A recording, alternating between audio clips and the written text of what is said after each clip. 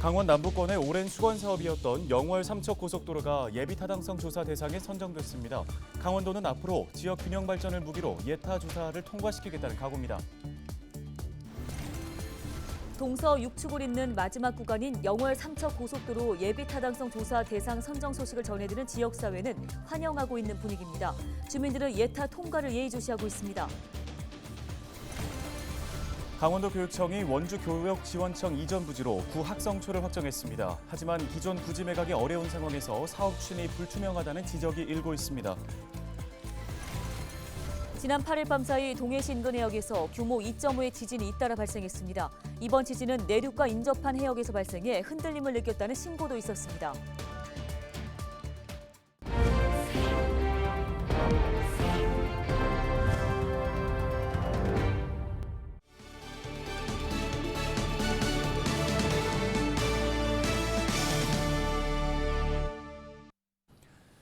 시청자 여러분, 안녕하십니까? 헬로티비 뉴스입니다.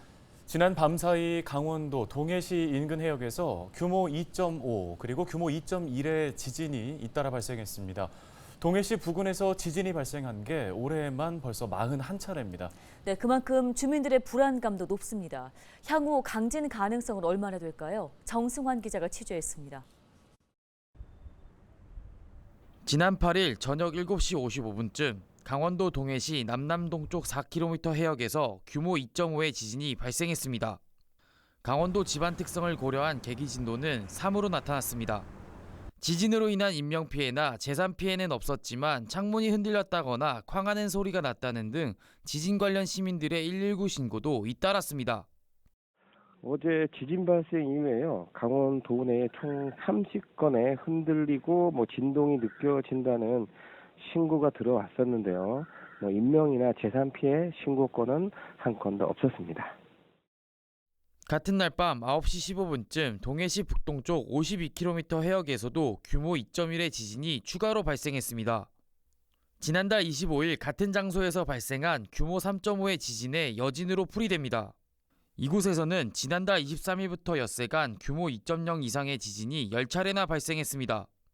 반복되는 지진으로 인해 시민들의 불안감도 커지고 있습니다. 원인 규명과 예측이 어려운 만큼 추후 강진으로 이어질 가능성을 배제할 수 없기 때문입니다. 일단 기상청은 향후 강진 발생 가능성은 낮게 보고 있습니다.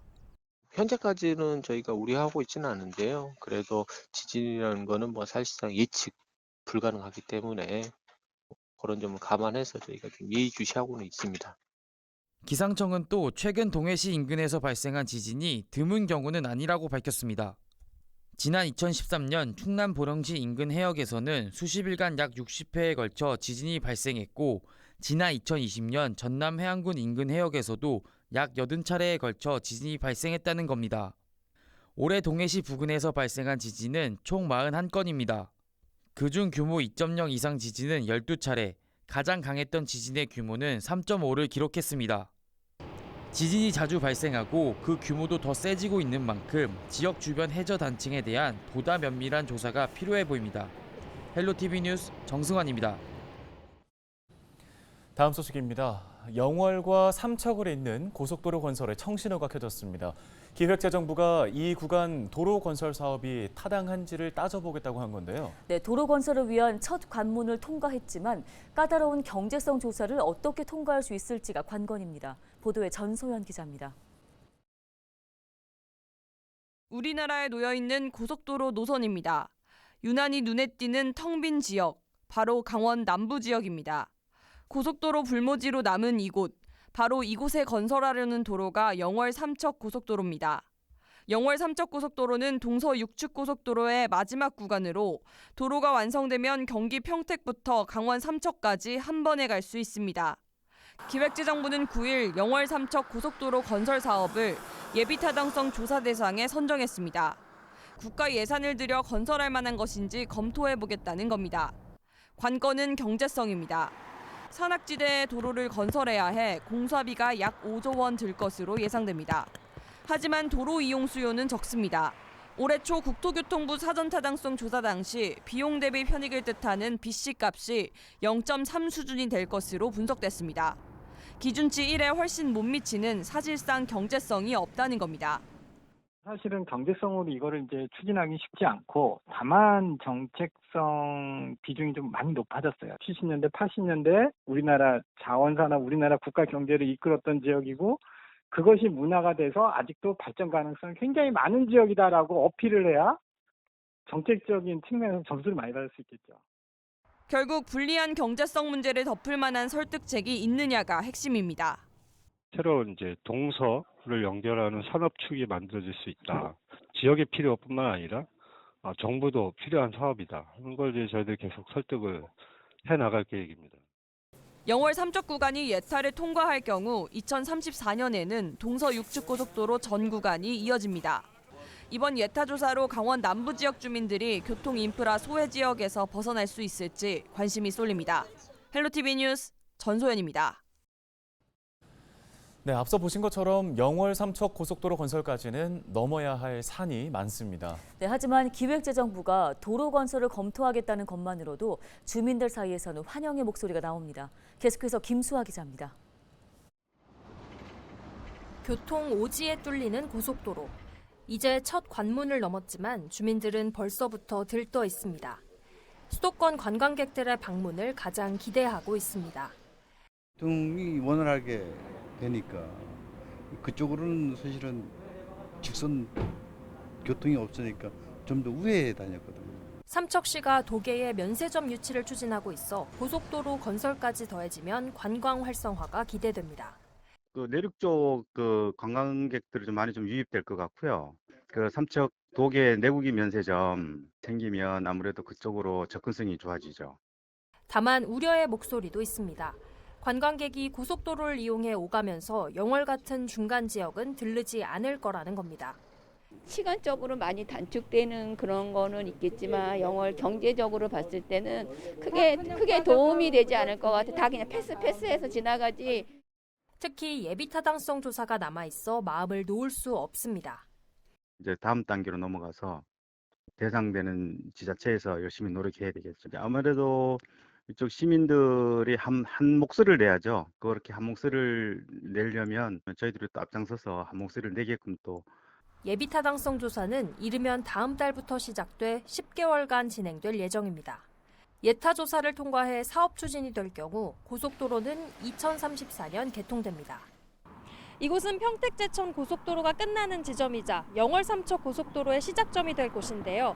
동서 6축의 마지막 단추인 영월 삼척 고속도로가 예비 타당성 조사를 통과해 실제 건설로 이어질지 관심이 주목됩니다. 헬로티비 뉴스 김수아입니다. 얼마 전 원주 교육지원청 이전 부지를 놓고 원주시와 강원도 교육청이 갈등을 빚고 있다는 소식 전해드린 바 있는데요. 강원도 교육청이 원주 교육지원청의 이전 부지를 옛 학성초로 공식화했습니다. 네, 교육지원청 이전 사업이 불투명해질 우려가 높다는 지적입니다. 박건상 기자입니다.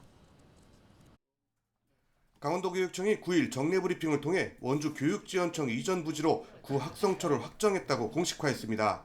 이에 대해서 강원도교육청은 그동안 여러 유건을 검토한 후 성사 이전 계획이 확정된 만큼 원주시 부지 매입 여부와 관계없이 원주교육지원청 청사 이전 계획을 추진할 계획이며 이에 따라 원주시가 추진했던 기존 원주교육지원청과 구 학성초 부지 매입은 어려워질 전망입니다. 현재 원주교육지원청 부지는 고도 제한 등으로 일반 매입이 어려운 상황. 원주시는 이곳 학성초 부지를 당초 원도심 활성화를 위한 정짓들 사업의 일환으로 매입하려 했습니다. 하지만 강원도교육청의 이번 결정으로 부지 매입은 원점에서 재검토되고 있습니다. 원주교육지원청이 구 학성초 자리로 오게 되면 정짓들 사업도 차질이 불가피할 전망입니다. 원주 지역사회에서는 최근 강원도교육청이 강원특수교육원을 영서고 실습부지에 건설하겠다고 밝힌 만큼 교육지원청도 같은 곳으로 이전하는 것이 바람직하다는 겁니다. 실질적으로는 아무래도 교통이 편리하고 앞으로 장래에 더 그 입지가 우수한 영서고 자리로 옮기는 것이 좀 현명하지 않을까 이렇게 저는 생각을 하고 있습니다. 강원도교육청은 원주교육지원청 부지를 원주시에 매각하지 않고 단설 유치원 등으로 활용하겠다는 계획입니다. 강원도의회도 원주교육지원청의 구 학성초 이전에 동참하고 있는 분위기입니다. 위에서도 그렇게 고려를 했어요. 그건 순수하게 교육청이라고 보면 되지 교육청.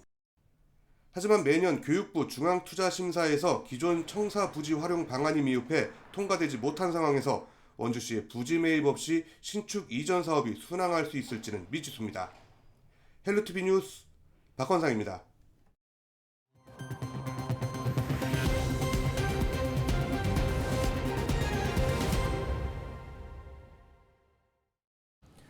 다음 소식입니다. 교육 중심 도시를 꿈꾸고 있는 춘천시가 9일 교육도시 조성을 위한 로드맵을 내놨습니다. 춘천시는 9일 시청 브리핑룸에서 기자회견을 열고 올해를 교육도시 조성의 원년으로 삼겠다며 추진 계획을 발표했습니다. 미래 교육을 견인하기 위한 다양한 시도를 하겠습니다.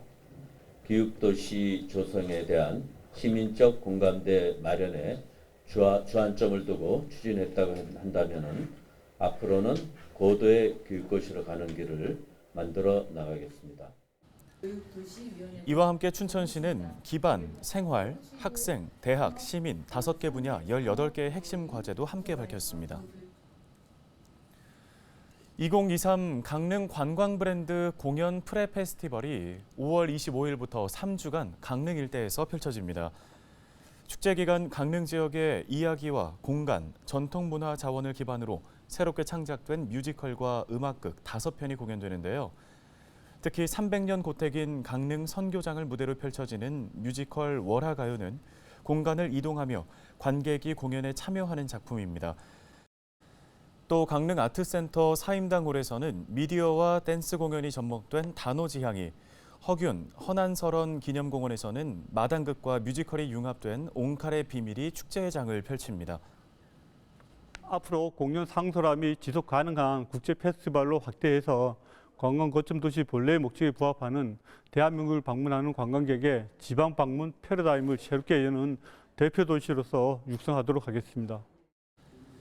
강릉시는 2025년까지 매년 공연 축제를 마련하고 장기적으로는 국제 페스티벌로 확장한다는 계획입니다.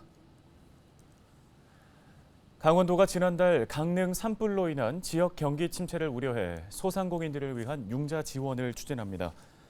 대출은 소상공인 업체당 5천만 원 한도로 강원도는 2년간의 2%의 이자와 함께 보증 수수료 0.8%를 2년치 지원하기로 했습니다. 특약 사항으로는 중도 상환 수수료 없이 상환할 수 있으며 농협은행과 신한, 국민은행 등 국내 5개 은행을 통해 신청할 수 있습니다. 축구 유망주의 산실로 불리는 금강대기 전국 고등학교 축구대회가 개막해 오는 20일까지 강릉에서 열전을 펼칩니다.